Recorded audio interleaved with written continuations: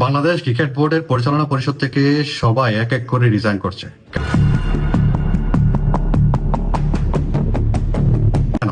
তাদেরকে যদি রিজনও জিজ্ঞেস করা হয় তারা বলছে পার্সোনাল, আর অনেকে কিছুই বলছে না। তার মানেটা কি? আসিফ মাহমুদ ভুঁইয়া বলেছেন যে ক্রীড়া প্রতিমন্ত্রী উনি ডিরেক্টরদের লোভ দেখাচ্ছেন, পরের ডিরেক্টর বোর্ড যেটা বসবে ওটা একটা ডিরেক্টর পদ দেবে এই ধরনের বলে, আর যারা রাজি হচ্ছেন না তাদেরকে ফোর্স করছেন। তার মানে সন্ত্রাসীগিরি করছেন। একজন সন্ত্রাসী কিভাবে ক্রীড়া প্রতিমন্ত্রী হতে পারে?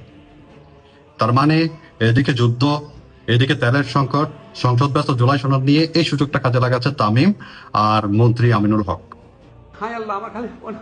তারা চাচ্ছে কোন রকম একটা মেকানিজম করে তাদেরকে তাড়িয়ে দিয়ে আইসিসি কে দেখানো হবে যে ক্রিকেট বোর্ডের পরিচালনা পরিষদ যে গঠিত হয়েছিল সেটা ভেঙে গেছে, এখন আরেকটা ইলেকশন দরকার।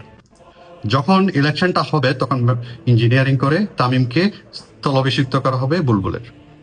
আমিনুল ইসলাম বুলবুল এমন একজন প্লেয়ার যিনি দেশের জন্য কঠোর পরিশ্রম করে খেলেছেন। তারপর চায়নাতে গিয়ে উনি ওখানে কোচ হিসেবে জয়েন করেছিলেন। যখন বাংলাদেশের ক্রিকেটের দুরবস্থা, ওনাকে যখন কল করা হলো উনি সাথে সাথে কোন রকম অনীহা ছাড়া, কোন রকম কন্ডিশন ছাড়া এসে উনি হাল ধরেছেন। ওই মুহূর্তে যদি উনি হালটা না ধরতো ক্রিকেট বোর্ডের কি অবস্থা হতো? যখন ফারুকের এক এক করাপশনের রিপোর্ট সামনে আসছে তখনই প্রয়োজন ছিল একজন রেসপন্সিবল পার্সনের। উনি এসে হাল ধরেছেন। উনি ওনার বোনের বাসায় থেকে বিনা পরিশ্রমিকে উনি কাজ করে গেছেন সততার সাথে। ওনার কাপড় দেখলে ওনার একটা স্যুট সবসময় পরতে দেখি। উনি অত্য কষ্টে আছেন কিন্তু সেটা জনগণকে দেখায়নি।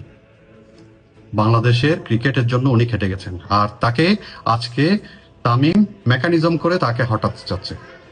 দেখেন তামিম ইকবাল, আপনি একসময় বলেছিলেন আমাকে মনে রাখেন, মানে ভুলে যান না সবাই। ভাই আমরা সবাই আপনাকে মনে রাখবো। আপনি যতটুকু ক্রিকেটে দিয়েছেন তার চেয়েও বেশি আপনি ক্রিকেটকে ধ্বংস করেছেন। ক্রিকেটের ভিতর পলিটিক্স ঢুকিয়েছেন। মেহেদী হাসান মিরাজের মতো চামচাকে ওখানে চান্স দিয়েছেন চামচামি করার জন্য। পলিটিক্স প্রতি হারে হারে ক্রিকেটের মধ্যে এখন ঢুকে গেছে। ক্রিকেটটা এখন ধ্বংস করেছেন আপনি। ভালো ভালো প্লেয়ার গুলো এখন এসে খেলতে পারছে না আপনার কারণে। আপনাকে বাংলাদেশের মানুষ আপনি ক্রিকেটে কি দিয়েছেন সেটা কখনো মনে রাখবে না, কারণ আপনি যতটুকু দিয়েছেন তার চেয়েও বেশি নিয়েছেন।